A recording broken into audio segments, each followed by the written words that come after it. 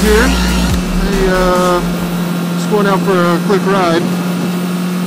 Just wanted to say thanks to all my new subscribers. Thanks for those who've been making comments. Appreciate it. Turns out my computer is letting me reply to some comments, but not others. So I don't know why. But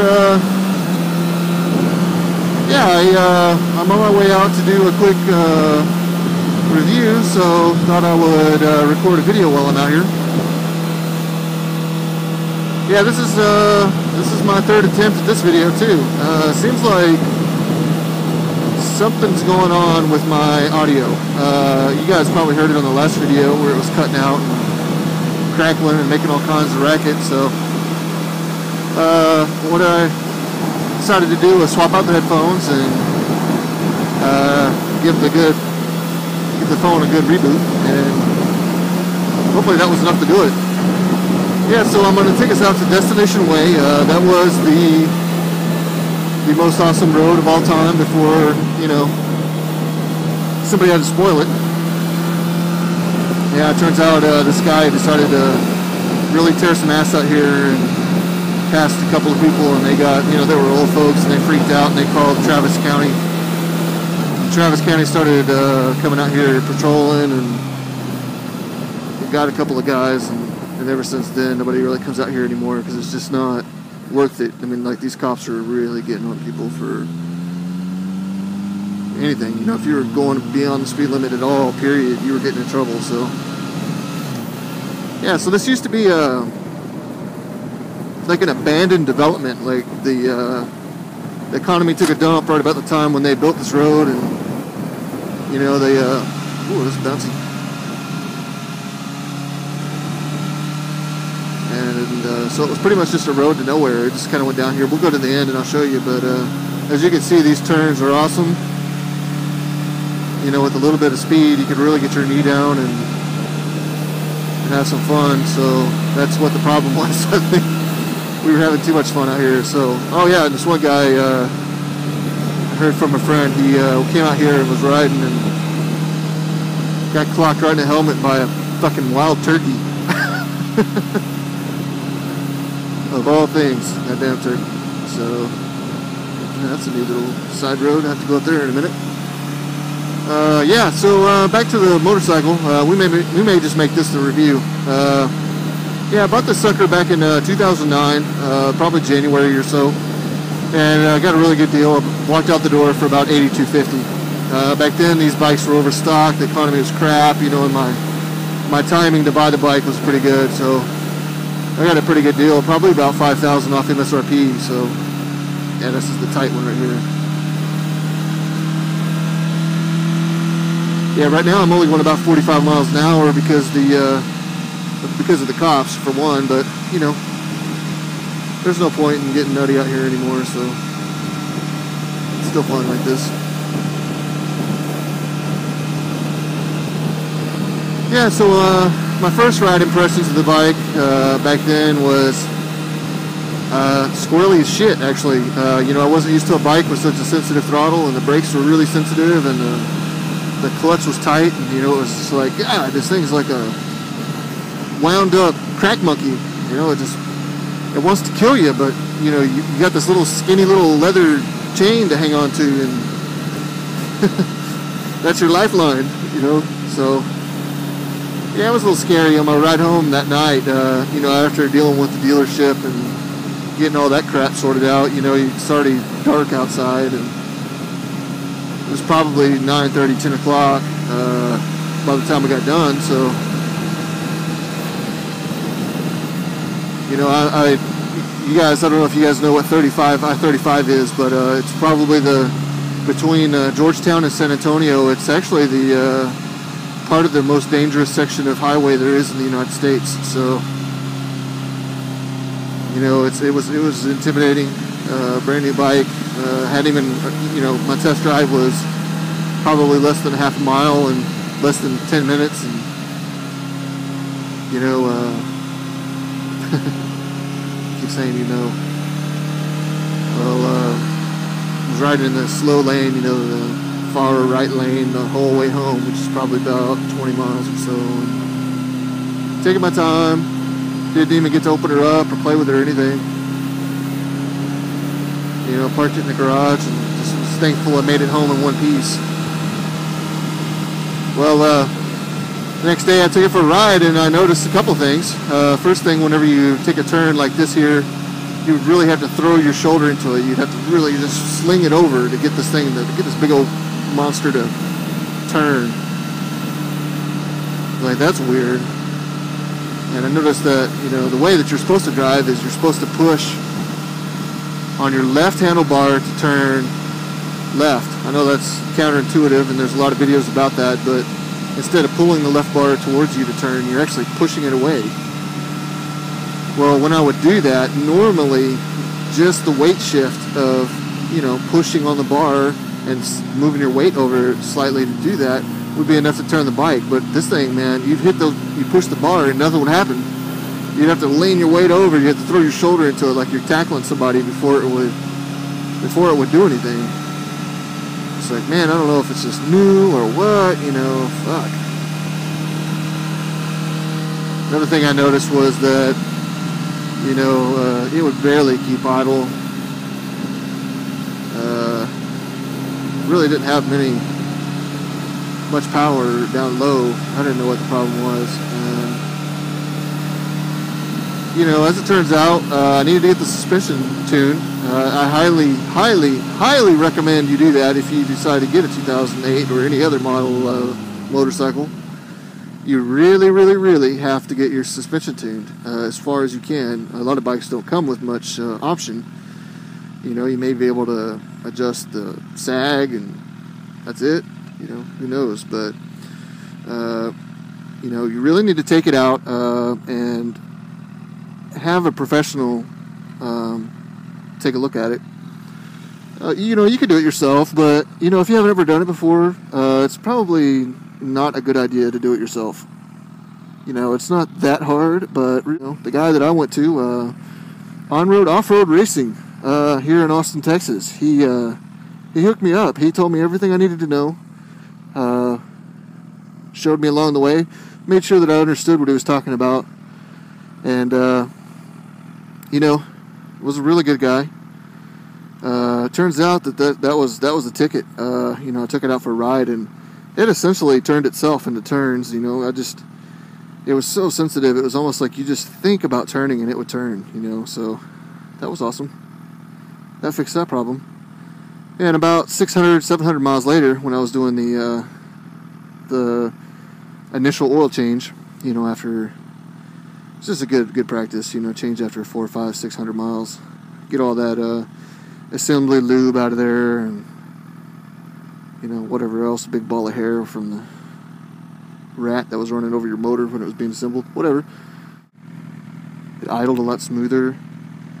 It took off a lot faster, you know, everything was pretty good.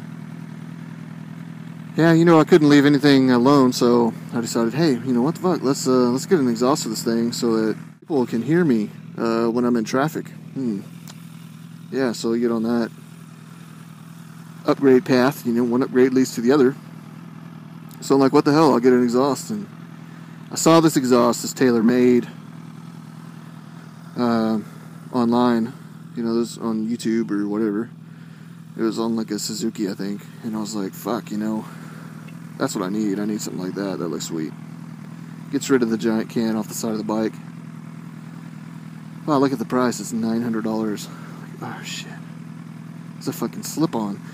For $900, you know, you can get a whole exhaust system, header and everything, from somewhere else. But, you know, once you see it, you gotta have it, right? So, save my pennies and nickels and dimes, and I bought it. Well, it turns out that it rode like shit. Rode like shit with that exhaust on it. You know, what was cool though is that it would bring the idle down so low that when you took off, it would like put out this bass note that would set off car alarms. I set off a glass break alarm, I guess. It was a glass break alarm at this Capital One building, I think it was, or some bank. When I'm sitting there at the red light, I take off from it, and then I hear this fucking alarm go off right next to me. It says building alarm. Well, you know, after screwing around with it and deciding that, you know, I need to do something. I started researching it, and, you know, you got to tune your bike for the exhaust that you get, and you can't tune with your stock ECU. You can't modify that map. So regardless if you took it to a dyno or whatever, you can't modify that one. So it's like, what the hell? I'll get a power commander. You know, another $300, $400, $500 later. I don't remember how much it was. Pop it on there and I download a map off the internet that was made for my bike and for my TaylorMade. And I was like, what the hell? While I'm in there, I'll do the ignition retard controller. Did that. Get the top end back from the whole emissions BS. So, get all that together, and, well, it turns out that it's probably better to custom tune your bike to, well, I guess custom tune your bike, not taking somebody else's map, because they're not all built the same, even though they're, you know, it's a highly precise operation and all that. They're still slightly different. Well, you know, you pay $500 for somebody to dyno your bike and set up a map, and, you know, you don't know if they're any good at it. You don't know if they're doing it right. You have no idea. So, best way to do it is get an auto tuner. It uses an O2 sensor, and it uses a base map that you can download off the internet, whatever map you want, and it'll modify that map slightly to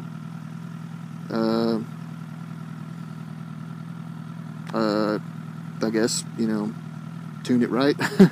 So it uses the O2 sensor to check for O2 in the exhaust, and it adjusts. It hooks into your injectors, and it adjusts how much fuel is put in, and has a hook up into the mass airflow, so it knows how much air is going in, and it adjusts itself real time. Like right now, it's running and it's adjusting, but it has an amount or percentage that it will go either positive or negative from the standard number that you popped in with that standard, you know, your default map.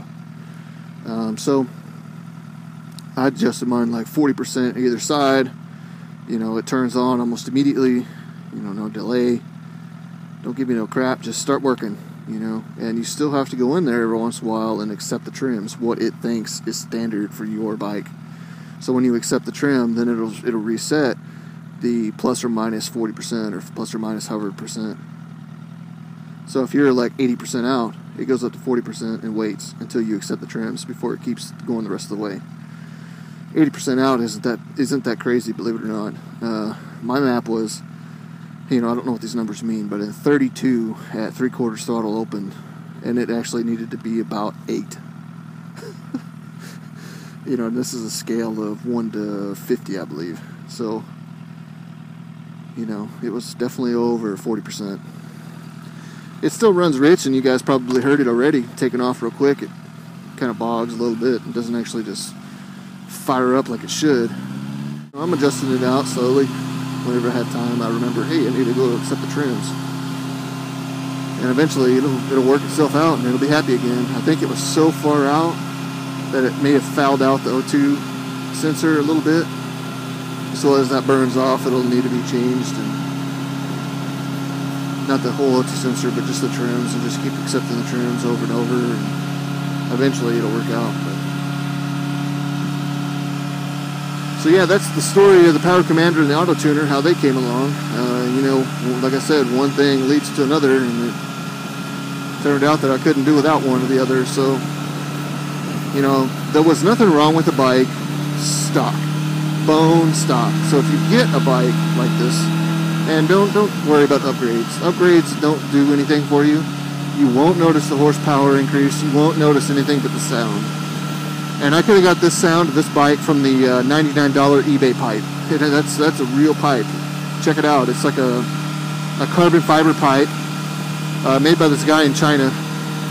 And, you know, it's like 99 bucks. I think he jacked up his prices because it was so popular. It's like 160 now, but still, that's a ridiculous price for a carbon fiber can.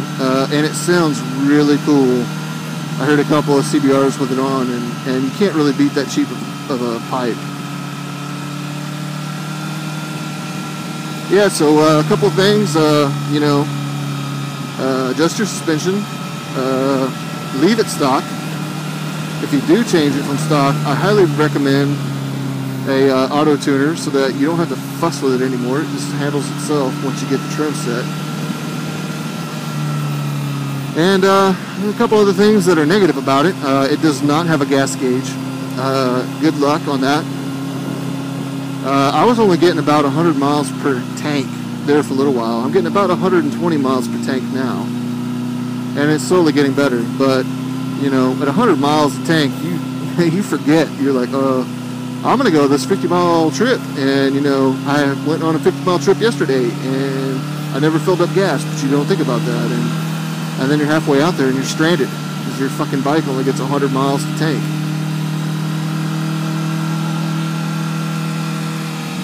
Well, anyway, after that little rant, yeah. Keep an eye on that. Always stop and get gas. And, you know, it doesn't matter if you've already got gas. Just stop and get gas again. Stay on top of it. The other thing it doesn't have is a shift indicator. Now, you got to keep in mind that this bike was designed to be a race bike. There isn't anything about it that was meant to be on the street besides the fact that it has signals and all that stuff. You know, these guys, you know, they redesigned the bike to be essentially a GSX killer. They wanted this bike to be the fastest bike you can get, and they went all out, you know. I mean, this bike is so light, it's ridiculous. Like, I can manhandle this thing in the garage myself. I can pick up the rear end, swing it around. I can pick up the front end and swing it around, whatever. It's all possible with this thing. It's super light. You know, I don't have the numbers offhand, but if you check it out, you can just search like CBR1000RR specs, and you'll see it. They'll be all over the place.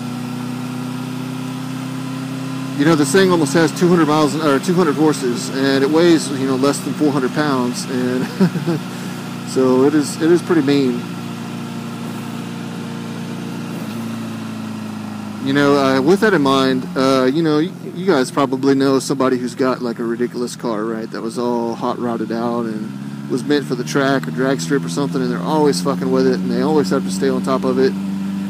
That's kind of like this bike. It's not going to be all reliable, and just keep that in mind too. That, you know, this time Honda isn't Honda. You know, it's almost like they outsourced this thing. It's not the reliable Honda that we all know and love. This thing is touchy.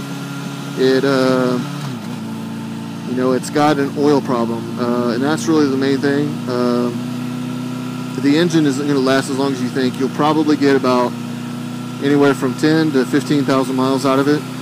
Some people have been getting out like 30,000 miles, but they're paying for it. And what I mean by that is they'll be putting in a quart of oil every 100 miles. And that's just, you know, that's just ridiculous. Mine uses oil, and I've got, you know, not that many miles on this one. This one only has 6,000 miles on it. And I'm using about a quarter of a quart every 500 miles. So you can see it's going to start getting up there pretty quick. And don't let anybody fool you.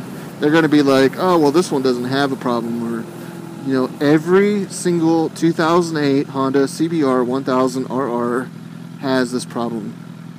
Period. You will not get around it. Your bike isn't special. You're not going to get lucky by breaking it in a special way that you think is right. This bike will burn oil. Now, if you're okay with that, keep in mind that this is probably the best bike that's ever been produced as far as performance. And this is like, you know, not just my opinion. This is, you know, every motorcycle magazine, which probably you shouldn't take their advice, but every forum, everywhere that you can go, this bike is rated as the best bike ever made. Period. Now you've got like the 2010, the 2011, the 2012 that are all essentially the same exact fucking bike. There's a reason for that. This bike was the best of the best. And then, you know, in 2013 they decided to change it up a little bit. So that might be a whole other thing now. That might be the best bike. Or, you know, the BMW came out, so that might be the best bike. But at the time that this bike was revolutionary in aesthetics and in performance and weight. I mean, this thing is so short. I can't get the camera, no matter where I put it, to show the speedometer, the attack, and the road at the same time.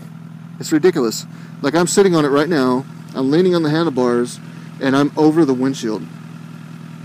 That's ridiculous. That's how short this thing is. You know, it's probably as long as I am tall. Laid on it, it would probably be like a hammock. You know, versus like a Hayabusa that, you know, sitting up straight, you could see the whole dash and half of the gas tank, you know, through your visor. You're not going to see shit on this bike. You're going to see the road, period, and that's it. And I'm 6 foot, but shorter, you know, a couple inches ain't going to make that much of a difference. So that's going to do it for this video. I'm going to do a little bit better review next time. I'm going to have some documentation on hand and have some real numbers for you and do a walk around and all that kind of stuff. But, you know, I appreciate you guys subscribing. Please comment. Yeah, that's all. Thanks, guys.